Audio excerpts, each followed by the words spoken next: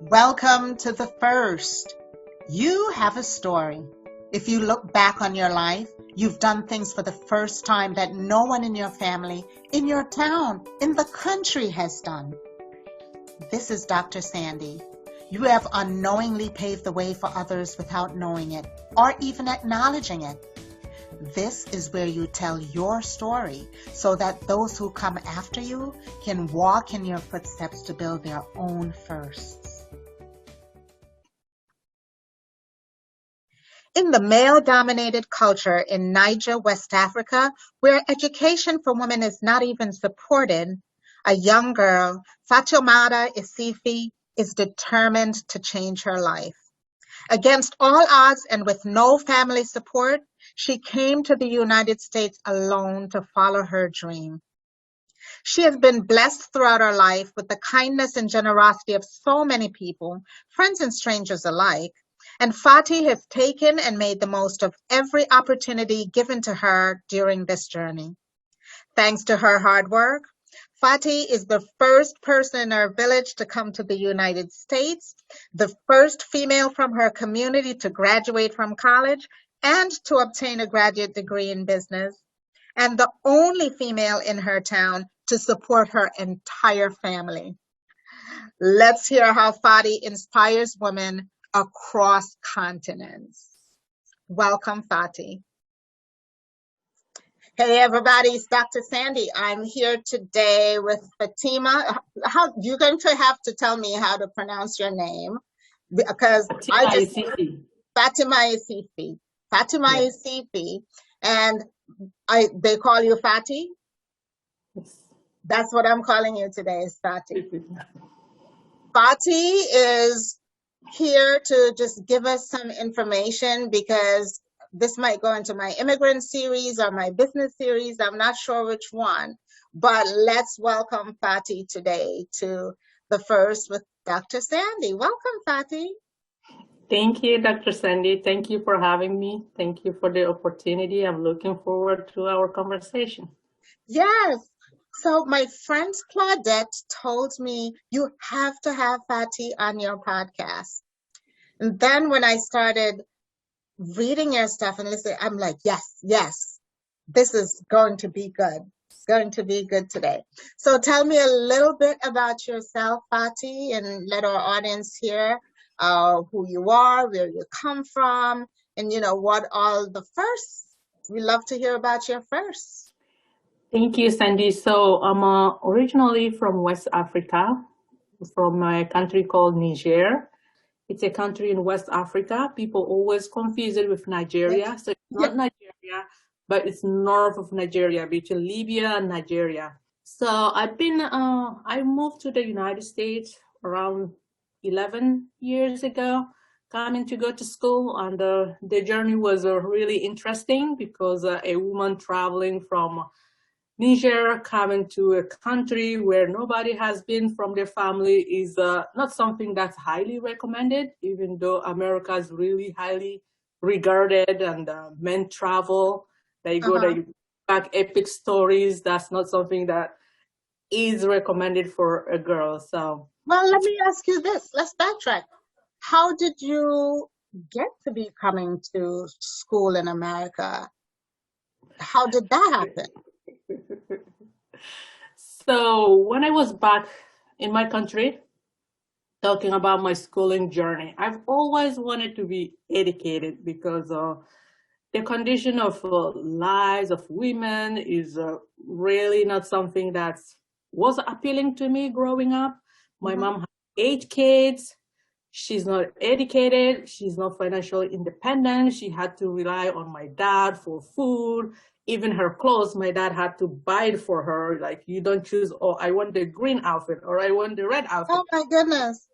Go and buy it for her. So growing up, I was always curious. I'm that kid that always say, why? I say like, why can my mom buy her own stuff? Like, why can my mom choose like their food? Yeah. And always my dad bringing. And my question is like, what's the difference? And my dad used to be a security guard, and we used to live in this well-to-do neighborhood.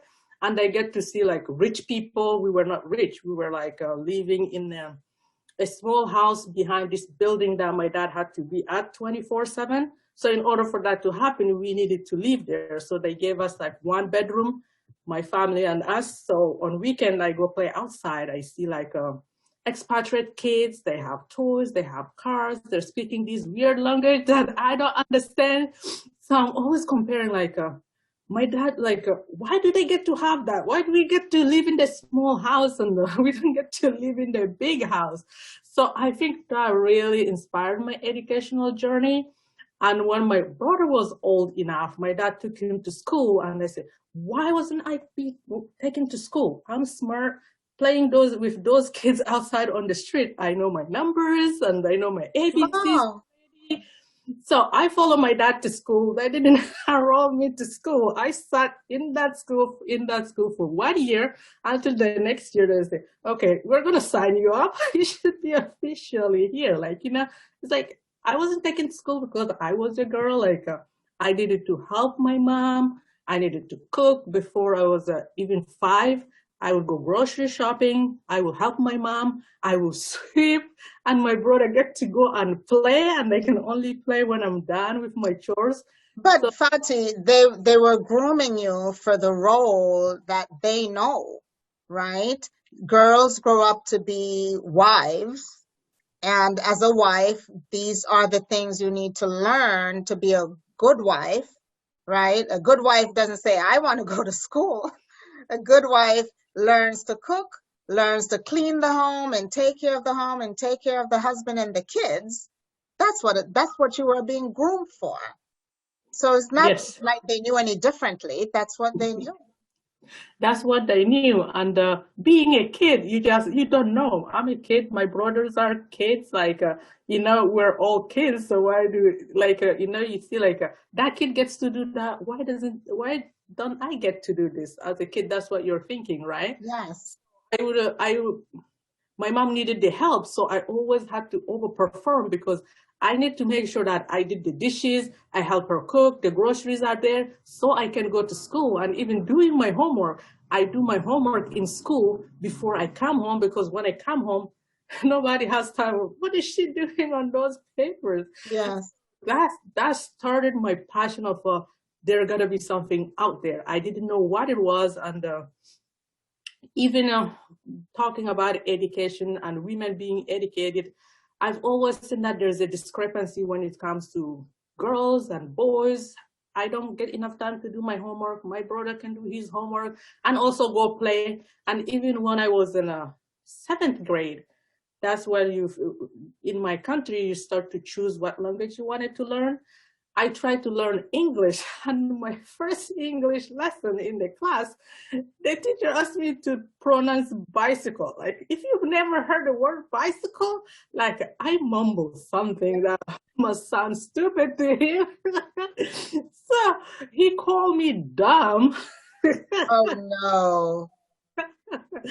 So I sat there as a kid, right? I did a face, and he asked me to fix my face.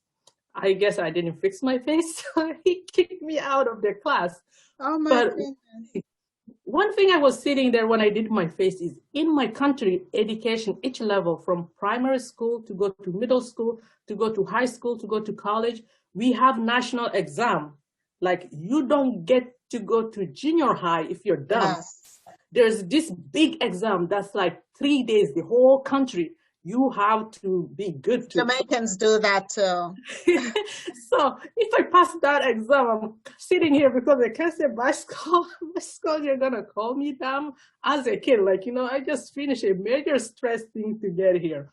So it's been 3 years I didn't take English classes because he kicked me out of the class.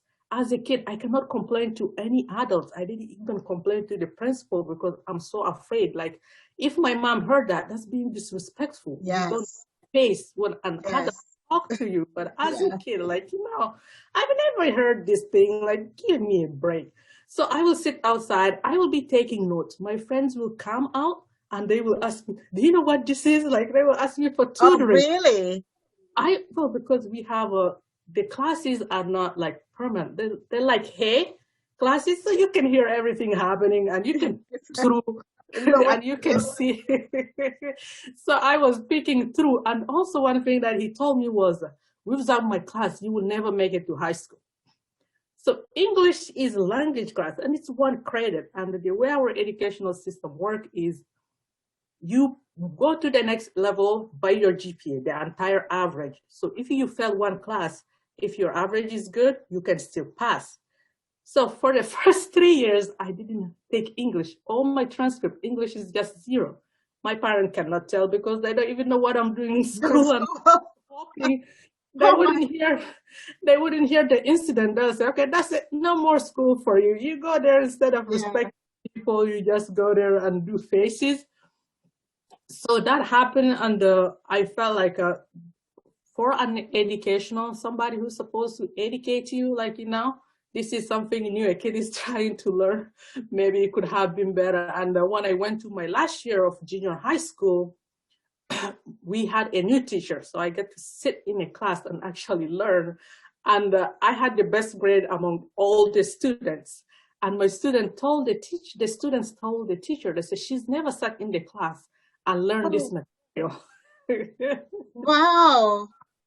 So the teacher at the recess, the teacher called me and he asked me what had happened. So I told him what had happened because I was ashamed of myself. Just maybe I shouldn't do the face. But as a kid, like, no, this is a seventh grade. Yeah.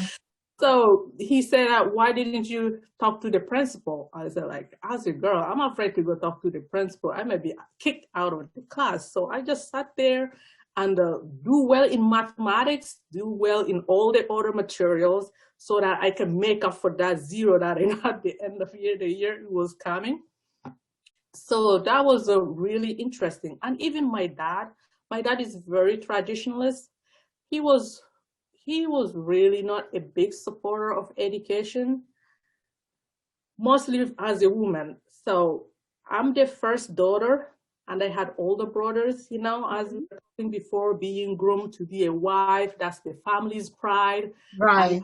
this kid who's really passionate about this thing called education that we don't know where the future is going to lead. You know, I got my first proposal when I was maybe 13, and a Proposal of marriage. of marriage in my country, kids, girls do. I think I was looking, I forget the statistics. Most girls got married by the time they're 15 or 18. If you pass the age of 18, you're not married, you're an old lady. Oh my God. Do you know what age I got married? At 55. That's like 1,000. Oh my God. So usually they don't ask you for marriage. They see this girl, they like you, the parents talk to each other and they say, we want your daughter, they do the arrangement, you have no idea what's happening. That's most of the time, that's how it happened. So this guy, I guess he was just texting the waters. I was 13, like he said, you're gonna be my wife. So I said, are you looking for trouble? That's the last time I heard from him. Oh my gosh. I can't even imagine thinking about getting married at 12 or 13. I can't imagine it. As a So matter of fact, in this country, this is when we have the talk, right? This is when our parents have the talk. And the talk is stay away from those boys because we're usually at puberty or in puberty at that point of our lives. And the big talk is do not go near a boy. Don't let a boy touch you, much less to get married. Oh my gosh, that's so different. yes, yes. So that was my one point in my middle school years. My dad told my principal that I wasn't going to come to school anymore. I don't know what they have. They didn't tell me. Grown up do their own stuff. So the principal said, "Your dad said you were moving out of the class." I said, "I don't know. Maybe they want me to get married." Like a kid, you just speak your mind. Like, Right. so she said, "If I don't see you in school, I will check on you." For me as a kid, that was like, these are things you reflect on as a grown-up. So when you were asking me how I end up in America, talking about these marriages, so I made it to high school. My parents had financial difficulties. I was not married. I didn't want the life that my mom had. I volunteered for this nonprofit organization called International Organization for Women and Development. So also before I even volunteer for them, the way I met them, I was working at this hotel as a concierge, which is I guess that was my big first, other than insisting on going to school. And I didn't tell my dad. Only my mom knew that I was working, and they had to wear uniforms when I go to work. So I put them in my bag. I pretend I'm going to my friend's house. I go to work. I finish them. But my work is a public work. Like, you're working at a hotel as a concierge, and my job was to improve customer service. So I end up like, I have a chauffeur that sometimes I go to the airport to welcome like VIPs, like if big people are coming, like, so they don't have to worry about the country ins and out, customer service at the airport. So some people saw me, they went and told my dad that we saw your daughter, she was wearing like some Western clothes. Oh no. He had a conversation with my mom. My mom said, maybe they're right, maybe they're wrong. I don't know. You know, those kids, when they get out of the home, you never know what they're doing. But my mom knew exactly what I was doing, because I told my mom, I said, you know, we could be starving here, or I can go earn honest money. I was earning like $100 per month. That was like a lot And of so money. your dad didn't notice that you were helping out? He didn't notice until I had a talk with him, and I started giving him a cut of my paycheck, said, okay, this is pocket money. I'm not doing anything that you wouldn't be proud of. I'm just trying to help. And when I leave the neighborhood, you know, people see you leaving. I wear my traditional clothes. I wear the stuff that people respect me. I put my uniform in my bag. So when I go to work, I change, and when I'm coming back home, I change, but I go in and outside of work, right? Oh So my goodness. you don't know who's watching. So actually one cousin said, I'm so disappointed in you. Like, how could you be dressed like this? And like, I was wearing a long skirt. I always had my head covered, no matter the situation, whether America or home. So like, like I try to stick to myself, because I know people are watching, and anything I do is gonna affect anybody who comes behind me. So that's a pressure that I always have in my mind, and I don't want to ruin it for the rest of those people. Yeah. Working in that hotel, this organization comes in my country, and that's where they stay. So it's a bunch of doctors and nurses. They come from, their headquarters is in New York, called International Organization for Women and Development. And they come in my country to operate on women who have obstetrical fistula, which What is fistula? Explain what fistula is. so it is, we talked about early marriages, right? Getting married at 13. Those are consequences of early marriages. So when the girl becomes pregnant, we don't have prenatal care in the country, and you get pregnant at 13, all the bad things that could happen usually do happen to those girls. And having prolonged labor, sometimes the baby dies, and the fistula is they have a hole between their bladder and their vagina, and they become incontinent. And this can be a lifetime thing if it's not fixed. But because we don't have medical care, like, how are they gonna get fixed? Right. These doctors, they come in my country because we have a high rate of it. They come to fix these women. So they will come from the village and they will fix them.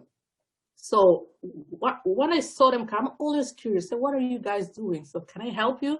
So on my break, I will go to the hospital. I will help them. Or if they need something like, I don't know, cultural stuff, translation stuff with the little English that I know, I will help them. So through that organization, I made many friends, and working at the hotel, many people said, we really like your work ethic.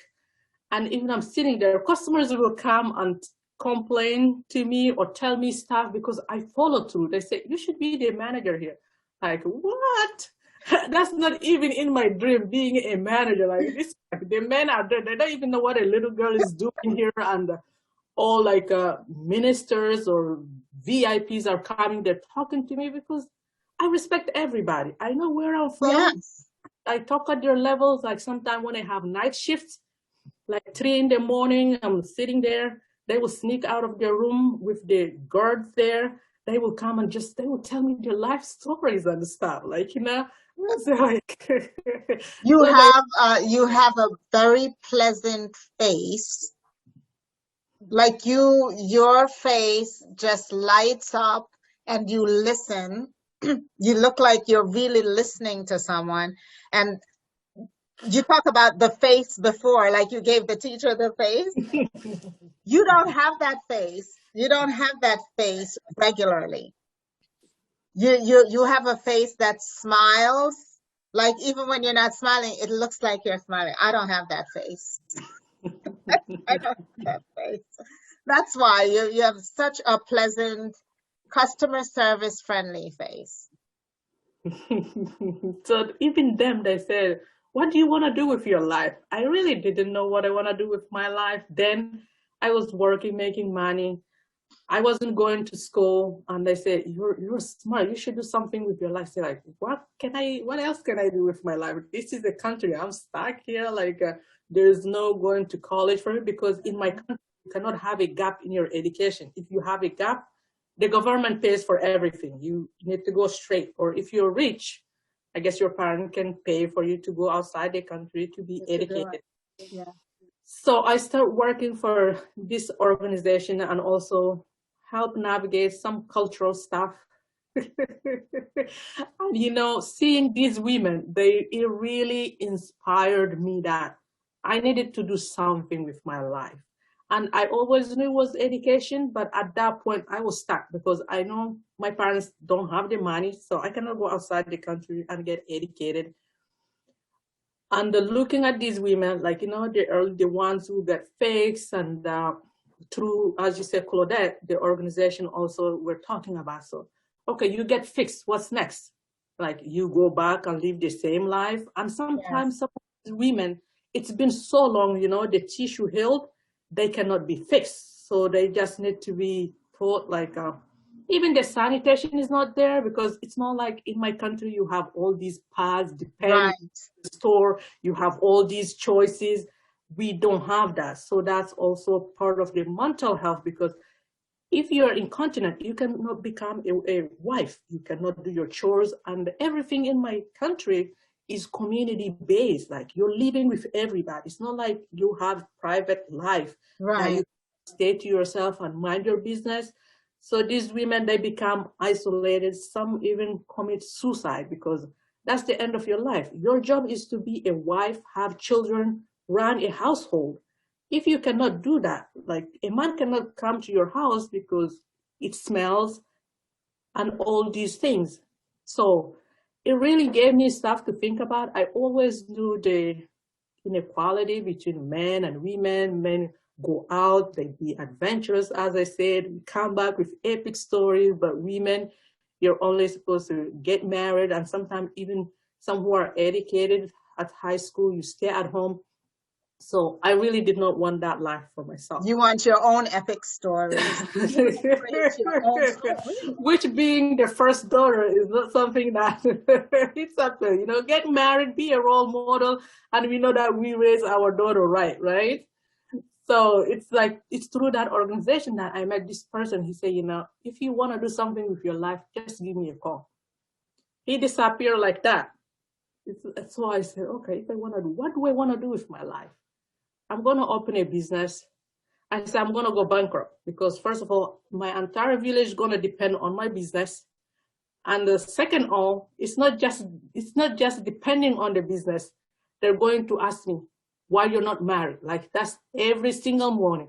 Why you're not married? You need kids. You're getting old. What's your problem? It's like, Yes. I don't have a problem. I'm avoiding problems because having 8 kids and not having enough to feed them, I think that's a huge problem that I'm trying to avoid. That's why every time my mom get down, like, when people are complaining about me and stuff. I said, Mom, you had 8 kids. Is that the life you want for your daughters? I have also 3 older uh, sisters. I said, is this the life you inspire for us? Give her something to think for. I say, if that's what you inspire, that's fine. But also they're believers. So I said, whatever's meant, that's what's going to be. Yes.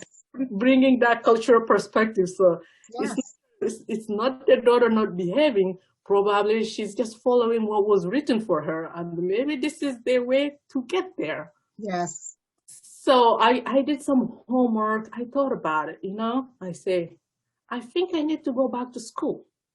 I think that's what I need. More education, I think, is going to make a difference in my life, and it's going to make a long-term impact on my family, because if I was reflecting back on those kids that I was playing with, their parents get to come in my country and do those things because they have this education. I didn't even know that it took me Yes. to get it. So I got a scholarship to come to America for the first time to go to a language school. And through that language school, I also went and looked at some colleges, because I have it in the back of my mind, this person who said, if I need something, I said, I don't know whether they're legit or not. So I looked at some colleges. Some requires English abilities, right? You take this test of English as a foreign language. Yes. Depending on where you rank, that's how they accept you. So, and also I talked to the head of the organization, the volunteer organization that I talked to. I said, this person came through your organization to my country. And he said, if I need to do something with my life, to let him know. Do you know what he is? Is he legit? Like, do my background check. She said, he's more than legit. If he said that, he's going to do it. I said, okay. So before I even talked to him, I signed up for college. I got the bill. So, well, instead of going to tell him I'm thinking about it, now I know his credentials, I know his credibility, that's he's legit. So okay, this is what the bill is going to be per year. This is room, boarding. Okay, that's the college. In order for me to leave my country and come here for college, what do I need? Okay, they need to make sure that the person can pay the financial thing. And one thing they had against me, my parents are poor. So, in immigration, you want people who are stable back home. You don't Yes. because Which is really the opposite, because you would think people who need the help and is getting it somewhere else, you would root for them to do that. But instead, they want the wealthier people, or the people who are doing better, gets the opportunities to travel, when it's totally backward. Yep, yep. So I said, hey, you said this thing a couple years ago, and I think I have an opportunity that you can help me with. Do you still think that promise still holding? He said, yes, let me know what it is. So I replied with the bill. I said, okay, sign up for college. I want an education. And this is how much money I really need to go to college. So I went back home, and he paid for the money, and I got the proper visa, because when I first came, I was on visitor visa. So now I can come for long term as a student. So I signed up for a school that didn't require to know a lot of English. If you know the basic, it's good enough. So that was in New Jersey. And also when I came, you have all these options, like, you have electives. I didn't have like the whole thing that I needed to take. Like, I was just on this journey and just take it as it comes. Like, okay, wow, in order to have a bachelor, I need 4 years of education. So, okay. And also I need to take all these English classes to build my foundation. Yes. Sitting there, I said, how am I going to make this? But I signed up for a community college, which I was looking at university, community college. I said, I'm coming from Niger. I don't care where I get the education.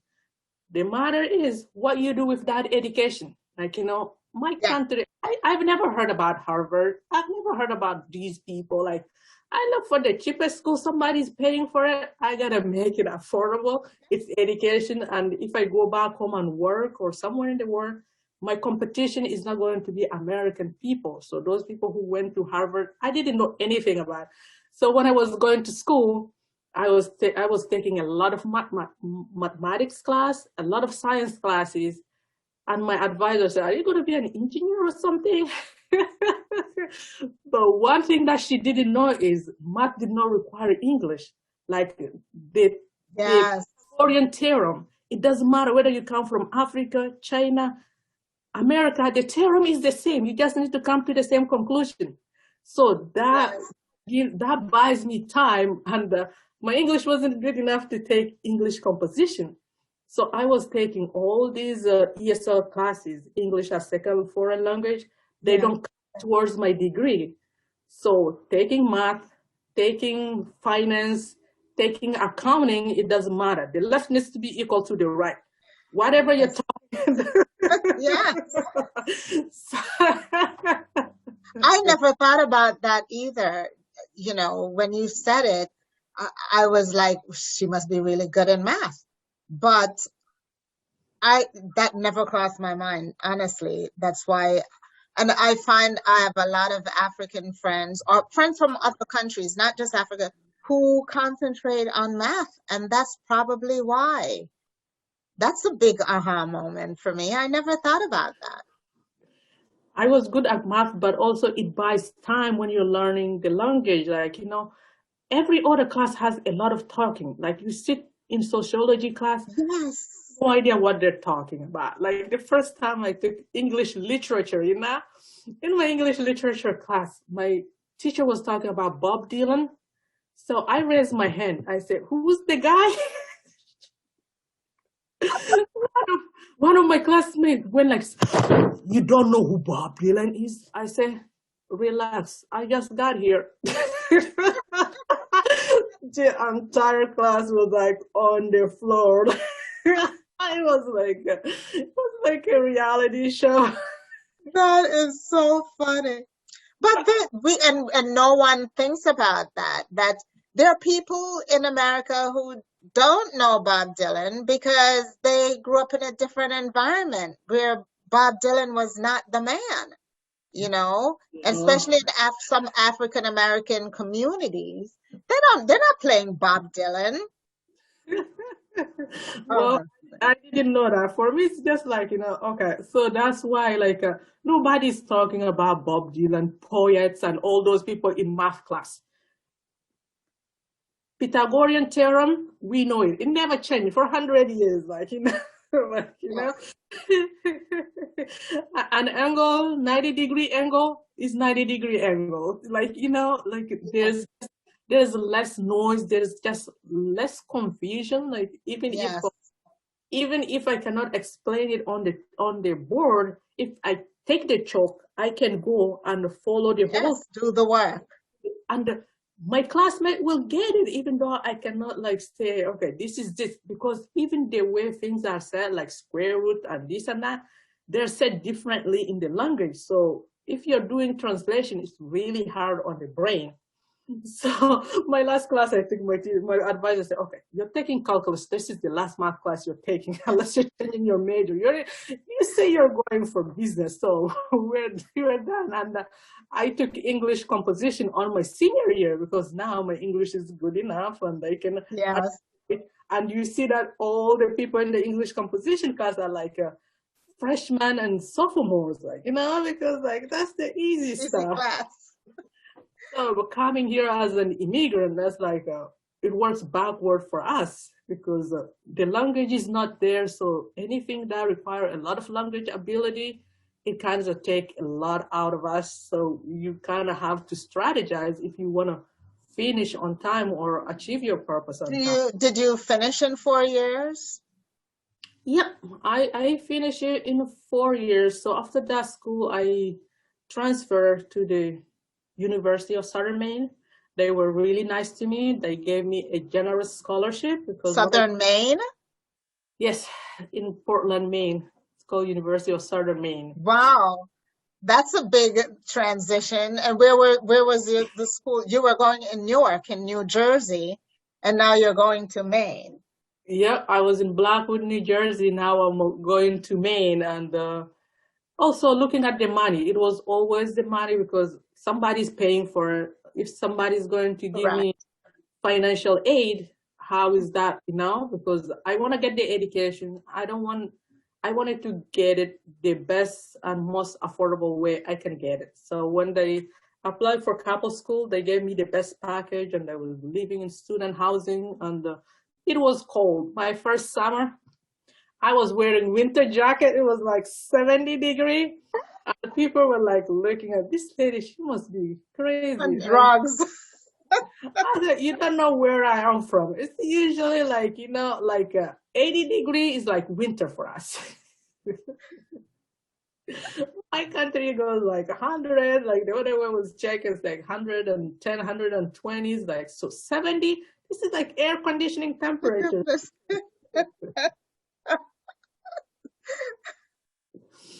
So it was a good journey. When I was at USM, I learned a lot because now my English is good enough.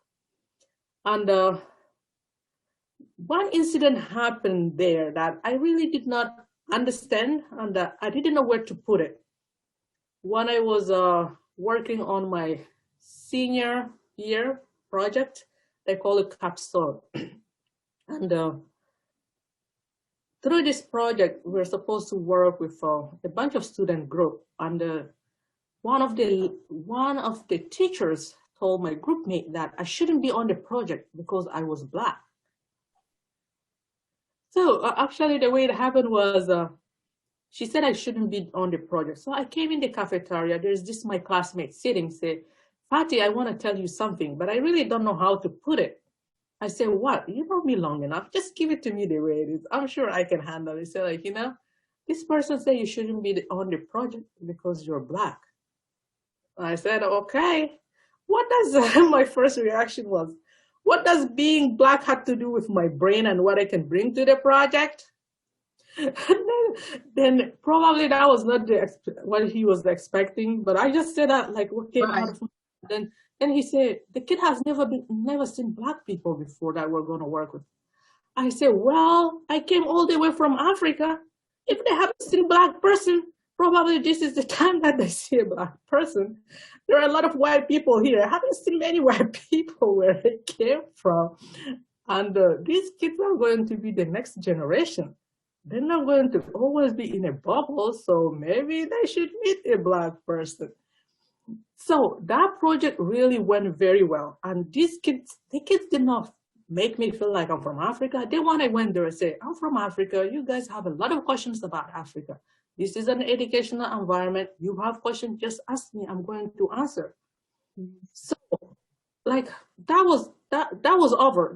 It happened like that. It was over. Just like, okay, they must be weird. Because where I came from, my parents taught me, be good. That's it. And surround yourself with good people. Yes. Which I've worked very hard to surround myself with people who understand where I'm coming from, like the friends that I met back home.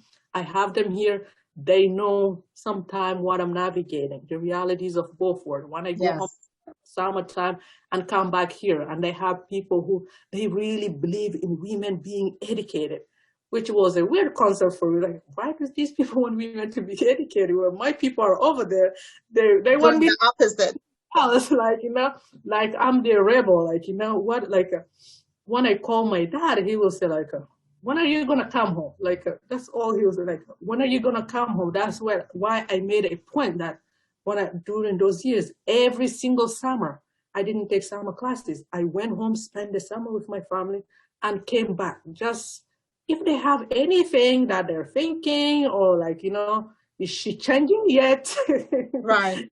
Becoming a different person, they know where things are going. I don't talk school about them. It's like when I go there, I don't talk about America because they wouldn't understand in school, like grades, what's happening in school. So I go there, I'm just there, be myself. And when I come here, I live my life here. It's like at the airport, like, put the African hat, you come to America, you put the American hat. Yes.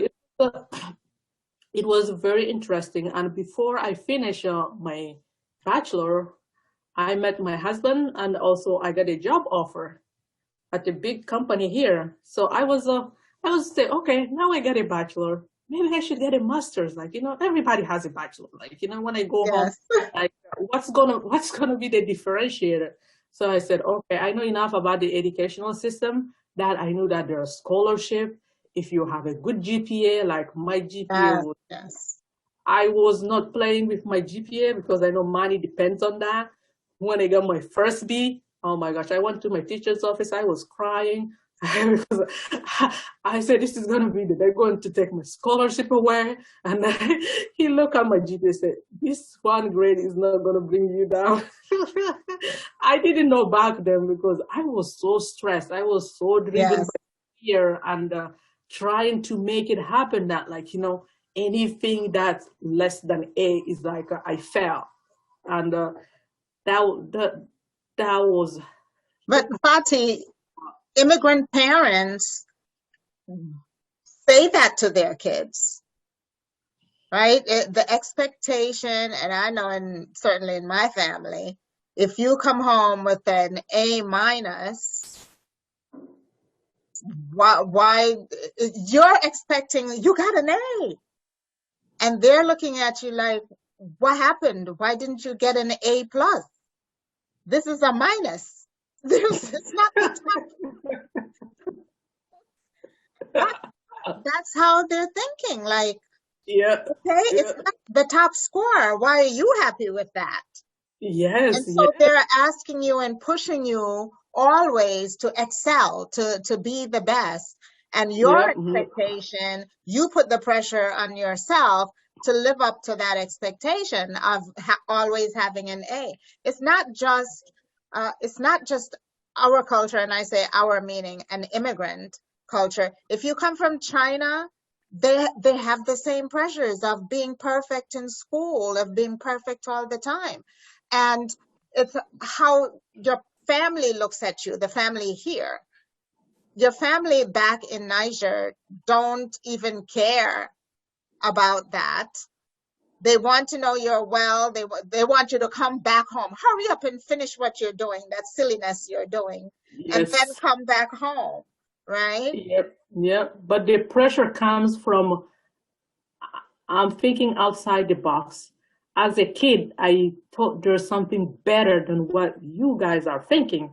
I'm not 100% sure. So, like, in order for me to prove that there's something else out there, I need to succeed. So that's where the pressure is coming because if this thing is not better than what I should be doing, then that's a failure. Like, Failure.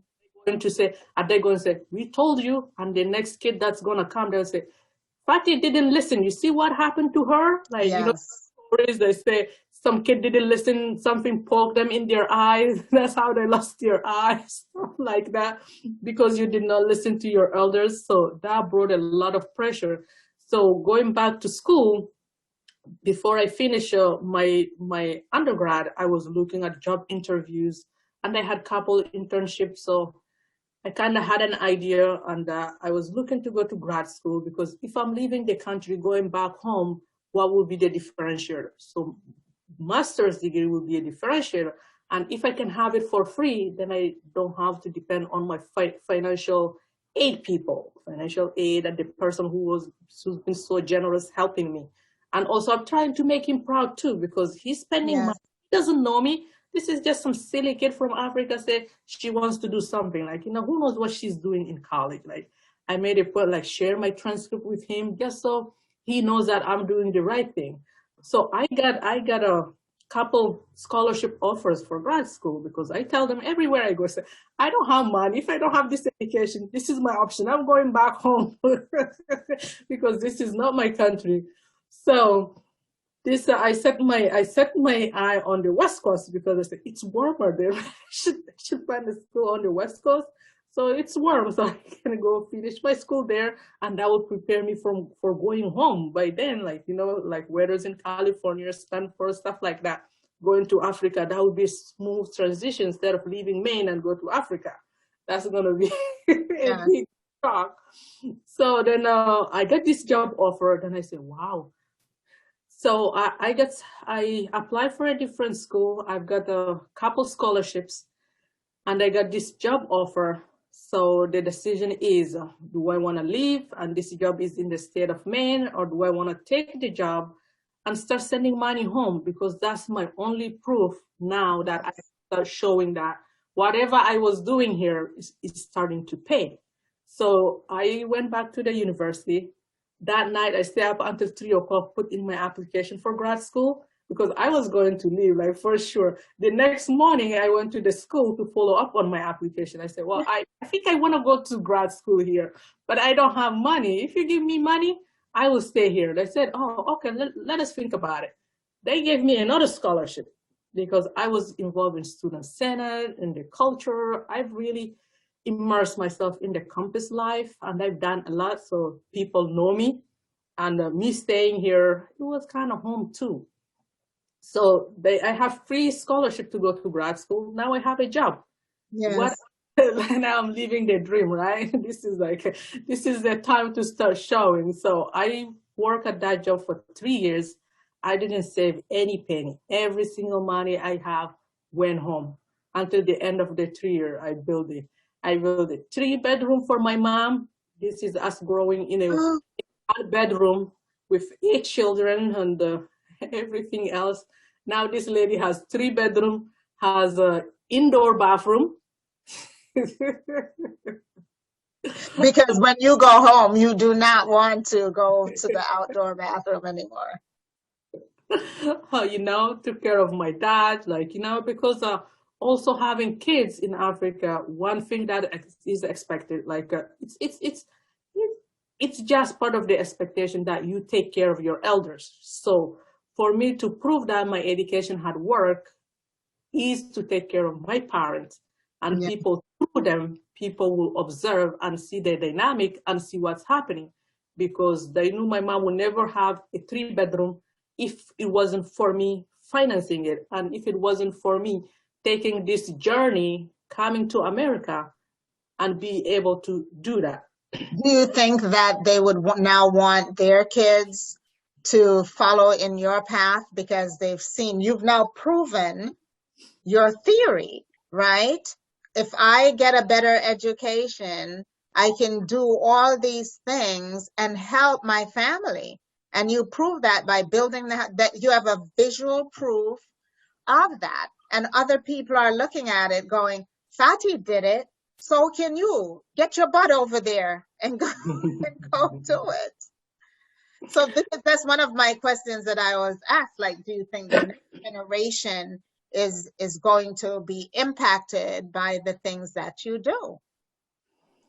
I think the next generation is going to be impacted, and they've already been impacted, not in a way of immigrating to America, because that's not an opportunity. I was lucky that I was opening my eyes and I took advantage of an opportunity that was given to me. Not everybody can have that kind of opportunity. What I'm hoping will happen is that when I was going to school, I was talking about not having time to do my homework, right? I was talking about my brother playing while I had to help. So hopefully now people will say, the brother can help too. It doesn't have to be only your daughters, right? It doesn't have, and if your daughter goes to school, why does she have to do her homework at school and not being able to have time at home and do your homework? It's already paying. I mentioned before I had 3 sisters. My baby sister, while I was here, started sending money, building my credibility now. She was going. My mom called me and said all her friends are getting married. She needed to get married. She was in junior high school, so the word she's going to reach 18, so she's going to be an old lady, right? So she needed to get married. I'm in America, so I'm safe. Nobody's going to see me and ask me any questions. I don't live with them, so they don't have to worry about me. But these 3 girls, they live with them. So right. I told my mom, I said, okay, she met somebody, and I was paying for her to go through private school, which was a privilege that I did not have. She would come home, have time to do her homework, and you know, Yes. you want to leave private school and go get married. I say, okay. I say, Mom, that's fine. I'm comfortable with that. But the investment I made in her education, whoever's going to marry her needs to pay that before the wedding happens. I know they will never be able to pay private school money, refund private school. Very, very smart. So I say, or she's going to finish at least high school, get her high school degree. She can go to college or she can get married. But until she's done until she's out of high school, I'm not going to bless that wedding. Like, who even heard of? Why are they consulting me about my sister getting married? If it was in the past, she will get married. I will see like, Yes. or they will say, hey, your sister got married. Like, because as I said, mentioned before, there's no big planning. The parents come, they agree on it, and it happens, and you go to your. But now you've become like a parent Mm-hmm. that they need to consult and they want your approval and blessing. The roles shifted at some point. Yep, and actually, she got married as soon as she got her high school degree. Well, because all their friends are married, and also she doesn't have the shield that I had. For me, it was easy that I came here, right? Unless I Yeah. called, I don't hear those cousins who were asking me what was wrong with me. Like, why are you not married? Why are you trying to be a man? Like, being Yes. responsible, taking care of the family. That's like their sons need to care of for the family. It doesn't matter how they do it. As a woman, unless you're married, you don't even go and rent your own home. It doesn't matter how old you are. Like you say, you got married at 55, you will be staying with your mom at 55 in my country. If you go and like rent a house or something, go and live by yourself, oh my gosh, that would be a big shame. Like you disgrace the family. So like, and if you've never get married in your life, you just stay with your parents until you're dead, or if they're dead, you move to your brother's house or your uncle's house. That's Oh so my people respect you. That's how they, because you're a woman, you need to be taken care of, you need to be told what to do, you need to be all that. And because I don't blame them. I think once you go to a different culture, then you see what you're doing wrong. But if this is all that you've known, like you're in Yes. your box, you don't even know that what you're doing, there could be something different. Like I'm gonna give you a silly example. When I first came here, I saw somebody eating peanut butter and jelly sandwich. I felt so bad for them because it was a man, it doesn't matter who you are, your cultural upbringing, but for me, the good thing for me, I've always just observed. Usually I don't talk, like I observe, I assess the situation. So I say, oh, poor man, he doesn't have a wife to cook for him now. My I say like, why are you gonna be eating that? So now reflecting back on that, in my country, we grow a lot of peanuts, and we're always struggling for food. Peanut butter and bread Yes. sounds like nutrition. Like, why would you be starving if you have peanut butter? Like, why aren't we eating it?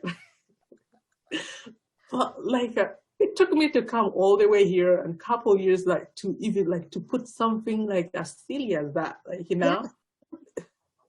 It's not, So we think it's silly, but like you said, if in some countries, peanuts, when you're really poor, you plant peanuts and, but most people don't eat what they plant, right? They sell it. They eat the crops and sell it. When the most mhm. nutritious thing is right there for you, and you come to another country and they're eating it for like a sandwich, peanut butter and jelly. Yeah.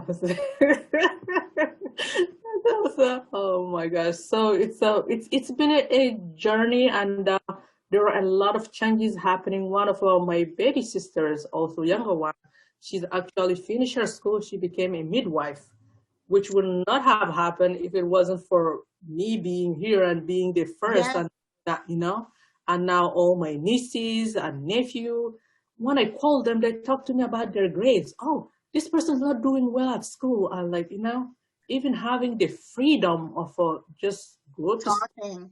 home, and even if they don't have big job, I think being educated, like you and I are having a conversation, because I know this English, like, back in the day when people didn't have language, understanding for each other. If we have disagreement, maybe we have to beat each other up and see who Right. is stronger. But now also I have an understanding from my people. I have an understanding from Western culture, and I can reflect on taking sociology classes, taking social studies. I know how Americans think because they're individualist society, right? Everything is for you. This is my achievement. I went to school. I'm educated. This house is for me, my husband, and those people are over there. But because I'm from Africa, I got to navigate that. I grew up with community oriented thinking. Everything I have to think about my mom, my dad, my family. Like, because coming here, the first thing was to better my family's life. It You was never. become the caregiver. We were talking about the caregiver role before we got on, and you have become the person that is taking care of an entire community. And you don't know that they're putting that on you, but and you welcome it. You assume it, I should say, even if you don't welcome it. You assume that role because that's what Mhm. you were taught. I was taught that I take care of my parents, whether or not I like them, whether or not they're your parents. And so, we had the conversation of, so mom, would you want to go to a nursing home? No, I don't want to go to. Okay, you're going to come live with me, right? I'm the oldest girl also. And as the oldest girl, it's automatically assumed that you will take on the responsibility, especially of your mother. Yeah, yeah, Maybe not the father, but especially your mother, yes, yeah. right? And so I have that with a lot of my friends because Jamaican people don't want to go to a nursing home. It's don't send me to that place. Many of them have worked in a nursing home and see what goes on, and they're like, I don't want to go there. And so it's a crime in their head if you ever think about sending them to a nursing home. So I knew I had to have a home where my mom can live comfortably in my home. Notice I didn't say my dad. He has to fend for himself because He's a boy. yeah, and they got divorced late in life and he's lived on his own. So my brother assumes responsibility of my dad. I assume responsibility of my mom. But it's a funny thing. There's certain things that they look to me for with my dad, like the doctor stuff and, or the caregiving aspects, his aid. I take care of that. So it's the same thing with you. You're now the caregiver. You're now the one we have to get permission from. We have to discuss the other kids with, and you're sending the money. You're maintaining their lifestyle. And so you've assumed the role of head of household. No longer your dad, which is seen as not so good because you're trying to be the man, right? Yeah, yeah, which I'm not trying. It comes with the process. I've seen the job. It comes with like, but by default, like, it just happened by default. And going back to the pressures that I was talking about, one thing was it was always about my dad. Will I be able to make him proud? Will I be, because he's old, as I said, he was born in 45. In Africa, people die young, 60s, you're dead. He passed away in July in his 70s, which was a blessing for me because before he was dead, like I told you, when I called, he would say, "When are you coming home?" And talking about caregiving, one time he had a heart attack and he was sent to the hospital. The bill cost me $1,500.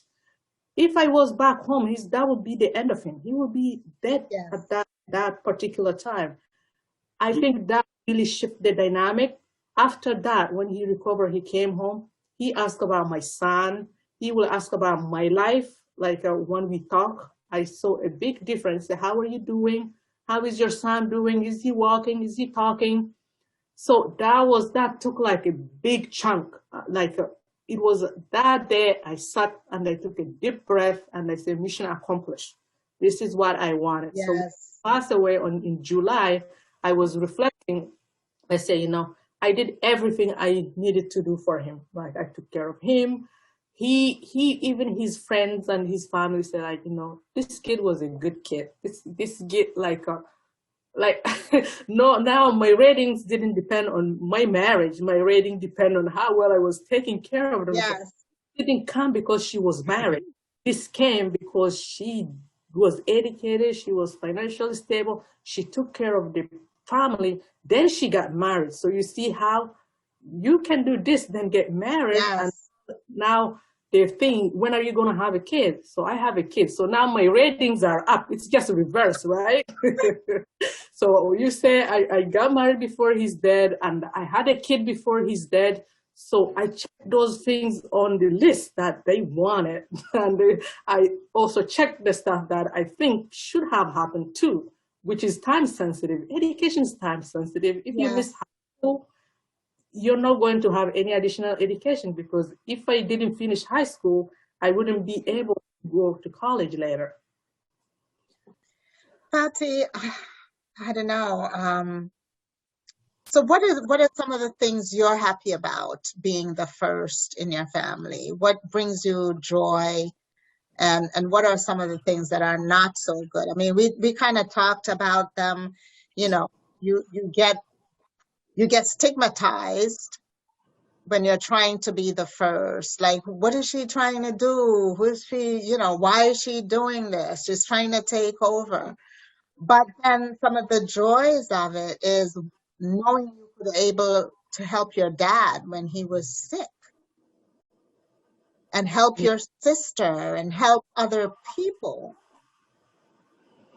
Actually, I think what brings me the most joy is being able to help my parents take care of them as a woman, which they thought, as you said, that this is men responsibility. And usually you get married. Sometimes if you're lucky, you get married to a rich man, then they give you the money, then you go give it to your parents. Not everybody's lucky to get married to a well-to-do person. So I think really helping my parents and being able to be educated and being surrounded with a lot of loving people and caring people. And I tell people I don't have a heart to be selfish, because I've had people in my life that didn't even know me.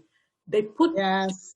in my hand, like they've helped me in ways that, like, how did this happen? Like sometimes they're like, the trust that they put in me, the belief that they put in me, it makes me happy because they didn't have to do that. They must see something in me, even if I didn't see it in me. And that's a good thing. Not many people have that. Writing this person say, I signed up in school and this is the bill. And he's sending me a copy of his passport, his his taxes. I didn't even know what taxes were back then. The visa people needed to see that he can pay, not just this year, next year, and the after year. People are here worrying about identity theft. This kid from Africa, like, you don't even know. So that makes me happy, and it makes me count my blessings. And I hope anytime that I help people, it really makes me happy. And if I can help them through my education or my finances, it helps me. Even now, I do mentoring, and most of the time I focus on girls who come from Africa, because we can talk about the cultural aspect. Like, what are you doing there? Like, when are you going to get married? I've gone through it. Like, I know how important it is for them to keep those cultural ties if they want to make change, not just in their lives. Is this just for you, or you're looking to make change? Because even if you want to take care of your family after, you want to hold the relationship so that when you're able to help them, they can receive it with happiness, like they didn't lose you, instead of having an antagonistic relationship. And now I'm rich, oh, I'm going to build you a house, but my mom haven't heard from me for 5 years. Like, that's not going to work. But she's heard from me, she's seen me, and so it's just a natural flow and they're looking at the progression. So I think anytime that I can influence things and make positive change in people's life, it helps me. Even here, I'm involved in a diversity and inclusion. What is your job? What is your job now? I'm an insurance consultant. So at my work, we have a lot of diversity group. Last year, I organized a multicultural festival, which I've done also with my first company, because I was the only Black person, and I saw people with accent. I said, I can't be the only one with accent here. So I had like 21 different countries, people coming. They cook cultural food. We had flags. We dress up in our cultural attires. The company CEO came and thanked me. Many people was an eye opening for them, because we didn't know we had this much diversity in this company. It's not because you and I look alike that you have your accent, right? You're from Jamaica, Right. Niger. But if we're just standing next to each other, that doesn't say anything. We all The come. visual Yes, is you're all Black. unless we bring ourselves and we tell each other. So these are things that I try to bring, because one thing that my mom told me when I was telling her, I'm really stressed. I don't think I can make a difference. Should I move back home? Should I stay here? She said, it doesn't matter where you are, you can make a difference. There's always people who need help. Is it like mental? So that really every day I think about that. This person, maybe they need mental awareness. Maybe they didn't know about this thing. Like if people Yes. are together, if you and I know each other, if we come to work on a project, I don't have to worry about who you are. I already know who you are. I know your cultural background. Now we can just focus and be productive. So at work, I'm very involved in that. And also when people are sometimes I talk at nonprofit and stuff, when people try to bring change in Africa or countries like my country. So I was on a panel about girls' education. You don't go and tell my dad, let her go to school, let her do her homework, like leave her alone. Like he's the man of the house. He's not gonna change like that. But you need to bring it to his level. Like, this happened, this person did this, they did this. So even here, like when people talk about women empowerment, women this, like the way you talk to my mom is not going to be the way you talk to me. If my Correct. dad doesn't feed him, if my dad doesn't feed her, she's going to starve to death. Back, right, when I wasn't able to take care of her. If my dad doesn't pay the rent, she's going to be on the street. So she cannot come and stand and say, I'm a woman, I'm this, I'm that, because she has her own respect. She has a role, division of labor. My dad has his role, she has her role. And that's why that's how she get respected. So if you were to bring change in that concept, you need to understand the dynamic for it to Yes. work. Now, for my nieces and my nephews to go to school, like I educate them and change them, but with that not conversation, right? Because through the observation, through my path, now they see what their path could look like, Yes. and the Oh my change goodness. change That takes a lot of work. Yes, change is work, and change because it's hard and it takes time. You don't see immediate change. It just gradually over time, proving it over and over and over. It's the math thing, right? Mm-hmm, You have to mm-hmm, calculate and plan, and then it comes to fruition over a period of time. And then people will say, yes, it's been proven time and time again that if you get educated, mm-hmm, especially as a woman, your path mm-hmm, will be different from those mm-hmm. that are not educated, Mm-hmm. right? Mm-hmm. And that goes back to your question of what stress me, or what are the difficulties, right? Change takes time, and you really need to keep up the energy and the stamina. I didn't have family support, so I was by myself. I had to be strong for myself. I had to keep my eye open and look for the opportunities and take care of those opportunities, and surround myself with people that I think they're good, right? I don't have guarantee. And it was good that all the choices that I made along the way were good choices. But there's a lot of working in insurance, they call it risk. It was a lot of risk. It was a Yes. risk. It was a lot at each step. anything could go wrong. This person could stop paying my education. He could go bankrupt. Something could happen to him. Like, I'm not his child, so financially, he's not obligated to help me. And I'm Are living you in a... still in touch with him? Yes, yes.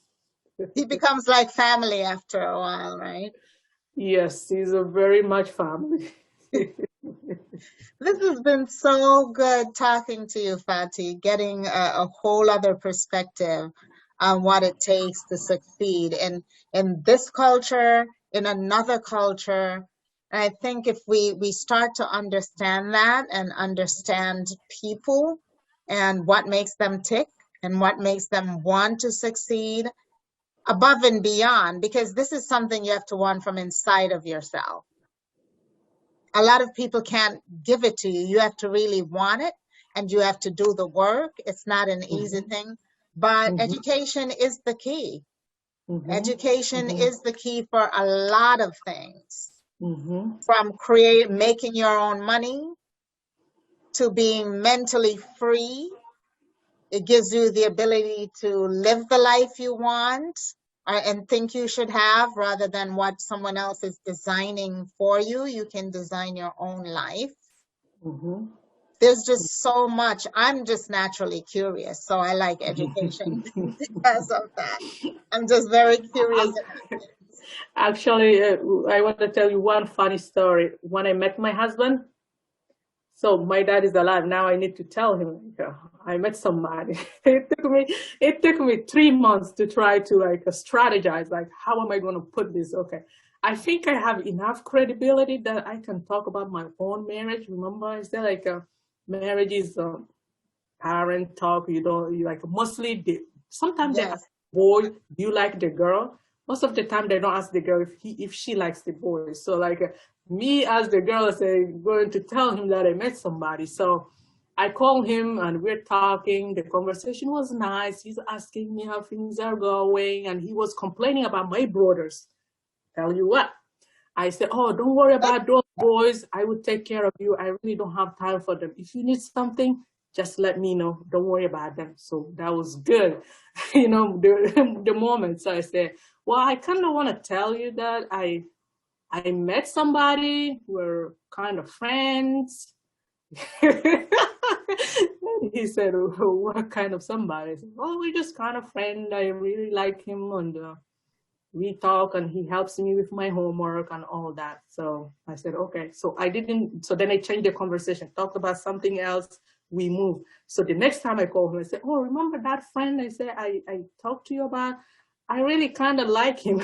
Is he from America or is he from a... Yes, he's from America.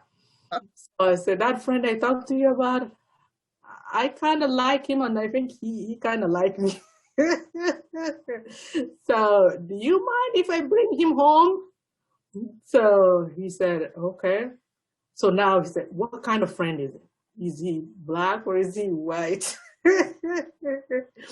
I said, Daddy, why does it matter? He's a good person, and he's a believer, and he's really nice to me. He said, okay. But I said, but I think he's kind of white. kind of white? Just a little bit white. Just a little bit white. He's from Puerto Rico. You know, those Puerto Ricans, they can look like they're white. So I use that. I say, but my dad doesn't know Puerto Rico. So I say, he's kind of white. So, but I'm just thinking about it. Nothing is serious, but it's already serious. But, he doesn't need to know the details. But Did he appreciate that you asked him or told him? Yes, but you see, the other thing I did was I said, Dad, I didn't tell Mom about this, so I'm just looking to see if this is something that it may be even a possibility that you will bless, but I just wanted to keep it between us, and we'll talk again. If you want me to bring him home, I will bring him home, but I don't want anybody to know about this. He said, okay. So I put him in a very bad position. Yes. Because now he cannot discuss it with my mom, because now we have our secret. Yes. because if I told him that my mom knew, that would be, oh, your daughter. She went there, she did her own stuff, she met her own man. You know how those Yes. dynamic, right? So, so now, okay, so 3 months later, I called him. I said, okay, do you want, I'm coming. It's going to be summer. It's going to be January. I have school break. I want to bring him. Are we good? You want him to come? And I'm going to, even if we're going to get married, I don't want paparazzi. I don't want a big wedding. I just want a small family wedding. Have your blessing. That's the only reason he's coming. And I'm coming back home. I don't want anybody to know I'm coming. So he said, okay. So he didn't tell anybody, but my mom knew, my sister knew. I'm not stupid. I'm bringing in Exactly. my house, and they better clean up and make everything shiny, you know. So they just knew that I was coming. So I went a week ahead of him. So I went a week. I went there and I talked to him. I said, Dad, he's going to be here in a week. Are you going to bless this relationship? Are we on track? So he didn't tell his family. And in my country, it's not just your father that gives you away. It's the entire father's family that gives you Uh-huh. away. So my husband came. He still didn't talk to his family because because of the position he was put in. Usually you don't talk. Usually he would talk to somebody. The person will bring it. You don't discuss. Like it will be an intermediary.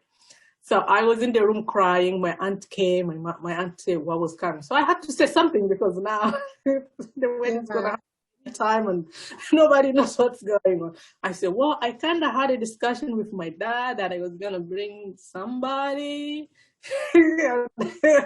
He kind of agreed, and now it's not like nothing is happening and nobody knows. Yeah. My okay, what was the agreement there? Well, I think he said we can get married. And I said, okay, it's happening. But that was his sister. So the father side can do anything when it comes to the children, but the mom side always have to sit back. So his sister, that's his family side. The sister came to the room and found me crying and said, what's going on? I said, I kind of had an agreement with my dad. I was bringing this man and we are supposed to get married. Now he's going to be here anytime. And my dad didn't tell anybody. She said, okay. So she went out. She like went out because like, a kid, you're not supposed to ask details. So she went to my dad and said, what happened? What was the agreement? So my dad was not quick enough. So she came to me and said, okay, tell me what the agreement was. So I told her the story. I said, we're supposed to get married like in 3 days, but nobody knows. So his sister took the phone and called all my uncles and said, okay, first of all, Fati is in Niger. Nobody knew I was there. So she's getting married like tomorrow. So I had a wedding video. You see his brother said like, what is wrong with you? Our daughter's getting married because now I've helped everybody. So I had credibility. Yes. In my country, there's no birthday gifts. The only time you show pride and you show something is when the person's getting married. Then Yeah. a singer, they pay them, they say this is what she did to her parents. She was a good kid. So everybody's waiting for that moment that they can show their appreciation. And now he ruined it for them because he didn't give them time. So they all came and my husband said, wow, I didn't know that my wedding will be the biggest wedding I've ever been to. It was like maybe 1,000 people. Like there's no way Oh my. in my country. You tell your friend tells your friend, they tell your friend, everybody comes. And also there's like a kind of competition. The aunt will come and all her friends will come in the family who bring the most guests. So it was like, it was 3 days later, I flew back like, because I always try to shield myself. I really don't want because I've been in America and spent so much money on my wedding. And I see there's like some people at my village, they don't have food. It's not going to sit with me like that. Yes. That's why like everybody was surprised about my wedding being so simple and like there was no big noise about it. But my sisters, they had big wedding, like because they're the babies. Like, oh my gosh, well you can have it. So that was that was good with my dad because he was saying, oh now she's consulting with me, with the mom, that whole daughter mom situation Yeah. that's they have their I don't know, they're like a clique. Yes. Well, So this I is thought so I will share. enlightening. This was so enlightening, Fati. And we've been talking almost an hour and a half now. Oh my gosh. Well, thank But you for this your is time. good. It's your own coming to America story. And I love it. You should write a book about this. You really should document this and make it into a book because there are a lot of lessons to be learned in your journey. And I know in any immigrant's story, there are a lot of lessons, but you have some really good ones from education to relationship with their parents to getting married, without their consent. I mean, it goes on and on. I really think you should document this and write a book back to uh, the Niger girls so that they can have it and see, right? Think about Mhm. it. Think about it. But it was great having you, and I thank you for being on the first with Dr. Sandy because you certainly brought a lot of firsts. Thank you, Dr. Sandy. I really appreciate our time together. It was a good time and it gave me opportunity to reflect. I think the journey was just go, go, go. And talking to you and thinking about these things, they brought some good memories and made me think also about things that I really didn't think about before. So thank you for your time. No, you're welcome. This is Dr. Sandy. Thank you so much for sharing your journey on the first, where no two stories are alike, even if the circumstances are similar. Let this discussion serve as inspiration for others to show what's possible, and more importantly, to produce seconds and thirds.